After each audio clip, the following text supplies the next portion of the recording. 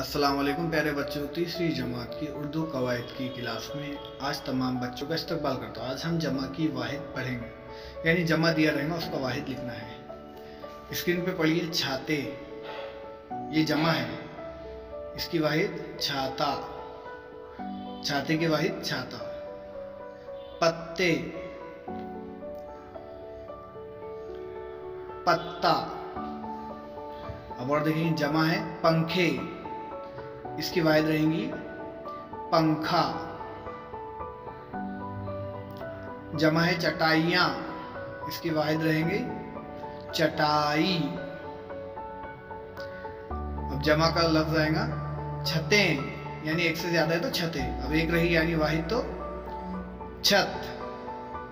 ठीक है, अब आगे देखते हैं कि दिए गए लफ्जों के आगे बे लगाकर नया लफ्ज बनाएं।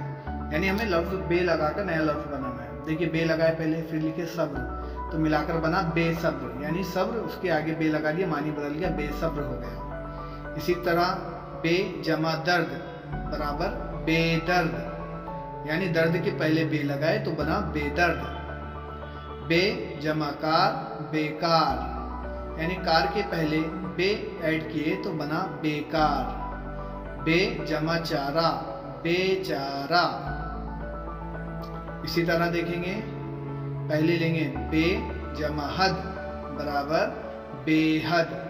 वीडियो देखने के लिए शुक्रिया। आप रिवाइंड करके वीडियो को देख सकते हैं, अल्फाज को अपने बयान में लिख सकते हैं। वीडियो देखने के लिए शुक्रिया।